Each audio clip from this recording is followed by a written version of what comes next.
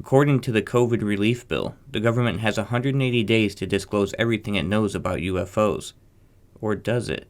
There's something strange going on with this bill. Find out what it is on this episode of Midnight Files.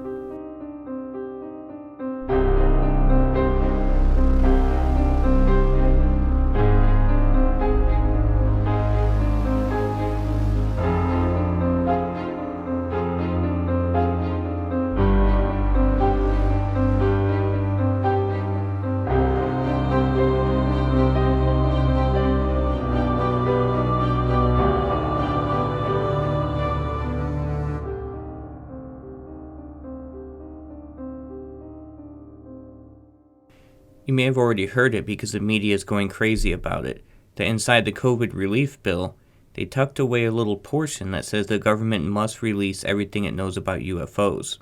Well, U.S. intelligence agencies have 6 months to release all the information they have on UFOs. U.S. intelligence agencies have less than 6 months to disclose what they know about UFOs. It's all part of the coronavirus relief deal President Trump signed back in December.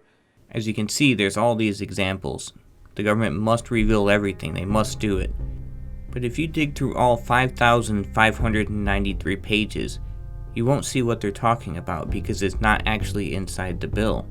After a substantial amount of digging, I was able to find what the media was talking about. It's actually a committee comment attached to the Annual Intelligence Authorization Act, which was rolled into this massive bill. Now, to keep you guys from having to search for it, I do have it up on my website for download, as well as a link directly to it below. Let's take a closer look at what the media is going crazy about. So inside the committee comments, under advanced aerial threats, it goes as follows. The committee supports the efforts of the Unidentified Aerial Phenomenon Task Force at the Office of Naval Intelligence to standardize collection and reporting on unidentified aerial phenomenon. Any links they have to adversarial foreign governments and the threat they pose to U.S. military assets and installations. So the Unidentified Aerial Phenomena Task Force was founded in August of 2020. It's a follow-up program to the AATIP, which is the Advanced Aerospace Threat Identification Program, which ran for 5 years from 2007 to 2012. And we'll get into more details on that later. But the UAPTF is designed to improve its understanding of and gain insight into the nature and origins of unidentified aerial phenomenon. The mission of the task force is to detect, analyze, and catalog UAPs that could potentially pose a threat to U.S. national security. Continuing on. However, the committee remains concerned that there is no unified, comprehensive process within the federal government for collecting, analyzing intelligence on unidentified aerial phenomena, despite the potential threat. The committee understands that the relevant intelligence may be sensitive. Nevertheless, the committee finds that the information sharing and coordination across the intelligence community has been inconsistent, and this issue has lacked attention from senior leaders. Therefore, the committee directs the DNI, which is the Director of National Intelligence, in consultation with the Secretary of Defense and the heads of such other agencies as the Director and Secretary jointly consider relevant, to submit a report within 180 days of the date of enactment of the Act to the Congressional Intelligence and Armed Services Committees on Unidentified Aerial Phenomenon, also known as anomalous aerial vehicles, including observed airborne objects that have not yet been identified. Now this part's interesting because they're not talking about just lights in the sky. The anomalous aerial vehicles signify that they've officially identified a genuine vehicle in the sky, but don't know who or what it belongs to. So in the first part, they're expressing their concerns that there is no collaboration between government agencies regarding UFOs, UAPs, or UAVs. And they're trying to convince the Director of National Intelligence to form a systematic method of reporting these UFOs and UAPs into a single location and streamline it, and that all the information is coming into one place so it can be analyzed, the threats and dangers to the people. So they're requesting that all the other government agencies within 180 days send everything they know to a single location so it can be analyzed. And in the second portion, they're going to describe what they want inside of these documents as they send them up to this central location and what the expectations will be. The committee further directs the reports to include: Number 1. A detailed analysis of unidentified aerial phenomena, data, and intelligence reporting collected or held by the Office of Naval Intelligence, including data and intelligence reporting held by the Unidentified Aerial Phenomenon Task Force. Number 2. A detailed analysis of unidentified phenomena data collected by A. Geospatial Intelligence, B. Signals Intelligence, C. Human Intelligence, and D. Measurement and Signals Intelligence. So the Geospatial Intelligence, Signals Intelligence, Human Intelligence, and Measurement and Signal Intelligence isn't the method of gathering information for UAPs. They're actually part of the intelligence community, and the links to their websites can be found in the description below. Number 3. A detailed analysis of data of the FBI, which was derived from investigations of intrusions of unidentified aerial phenomena data over restricted United States airspace. So the idea of this one's actually a little scary. It's happening so often that they need to collect all the data of all the things that are coming into our protected airspace, whether it be foreign governments or something from another world. Number 4. A detailed description of an interagency process for ensuring timely data collection and centralized analysis of all identified aerial phenomena reporting for the federal government, regardless of which service or agency acquired the information. Number 5. Identification of an official accountable for the process described in paragraph 4. Number 6. Identification of potential aerospace or other threats posed by the unidentified aerial phenomena to the national security, and an assessment of whether this unidentified aerial phenomena activity may be attributed to one or more foreign adversaries.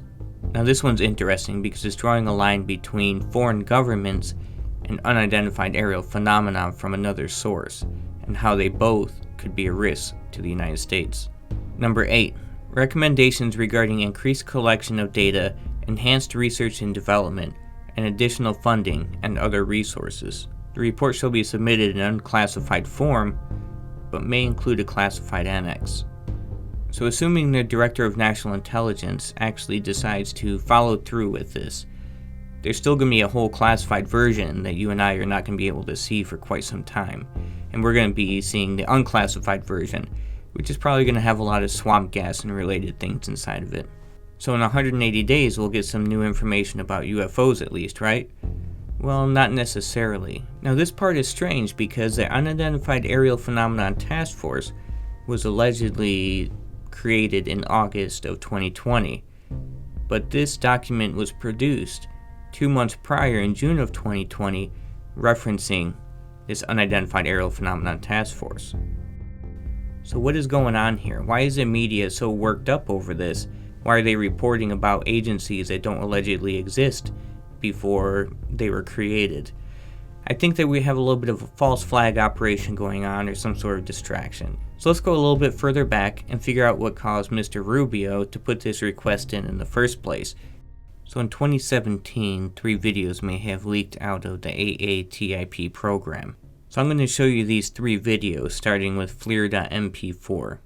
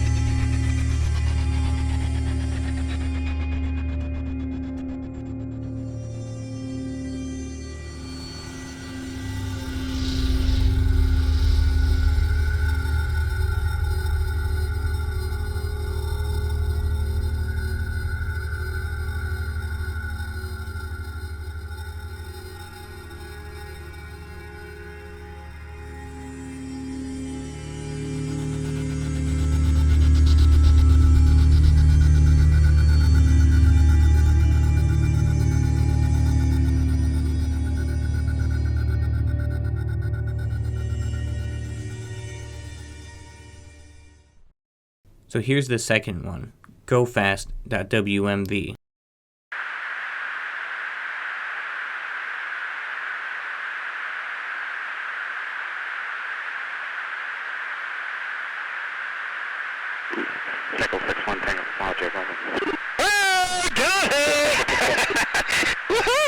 Roger. There's troubleshooting as soon as I get Did you box moving target? Here too.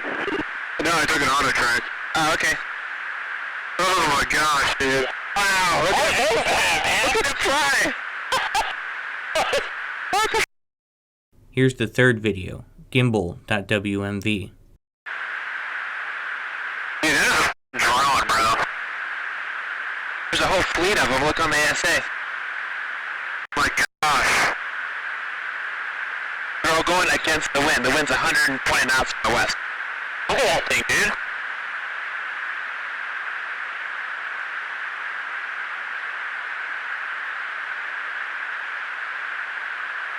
That's not our LNS though, is it? It's not. That is the LNS, dude. Well, if there's like... Look at that thing! It's rotating. So these three videos coming out of the AATIP is what may have prompted Marco Rubio to request that all of the UAP information be consolidated into one place. But were these leaked or were they declassified? In 2020 they were allegedly officially declassified, but things get a little bit stranger with these videos. So it's foggy where these videos have come from. It first stated these videos were released courtesy of the Department of Defense, allegedly under the AATIP, but later the video said it was by the Department of Defense, but not courtesy of. So some believe that the videos were courtesy of what's called To the Stars Academy of Arts and Science, which is a company co-founded by the former Blink-182 member Tom DeLonge. To the Stars Academy recently hired on Luis Elizondo. Luis Elizondo was the head of the AATIP program. He allegedly wanted to say what he saw in the AATIP, but he was unable to because he was working with the Department of Defense. So he resigned and began working with To the Stars Academy. What is also strange about these videos is that there's no classification on them. Nearly every single document I have seen originally would have said classified, and then would later then be shown as declassified. These are just random video clips that show that they may have never been classified at all. Or perhaps they don't even really belong to the Department of Defense, and there's some sort of false flag operation to make us believe that they're releasing UFO information to the public. And what's weird also is that there's no clear chain of custody of these videos at all. There's no proof that they've even come from the Department of Defense or AATIP. So what are these videos really? Did they really come from the Department of Defense? Are they manufactured? Clearly they're showing something, but what is it? I can't help but feel that there's something very strange going on. I feel like we're being duped into believing that we've caught some serious UFO evidence and that the government just willingly gave it out to us through a strange operation, through a former employee of the AATIP. Something's just not adding up here. Now, this isn't the first time that the government has claimed that there's going to be some sort of disclosure. In fact, the closest thing we've been getting to real disclosure has been heavily redacted documents through Freedom of Information Acts. So at what point did we as a people decide that we're going to trust the government and rely on the government to disclose what it knows about UFOs? It's going to somehow strong arm another portion of the government to release everything so they can release it to us? It just doesn't make sense. So I believe this 180 days is just another example of the government pretending that it's going to disclose information. In fact, I'm willing to bet that nothing's going to come out of this at all. Just like these 3 UFO videos that are so cropped down that we can't really see what's going on. We don't even get the full conversation. So does the government have 180 days to disclose what it knows about UFOs? I don't think so. In fact, I think that it's going to be up to us to strong arm the government to disclose what it knows. I don't think it's going to do it willingly. I don't think that there's going to be just one person that's going to submit the proper document as a comment on a bill that's going to somehow encourage the government to just pour all the information about extraterrestrials. So is the government really trying to cover up with that 180-day request? I don't know. What do you think? Let me know in the comments below. Until next time, this is Midnight Files.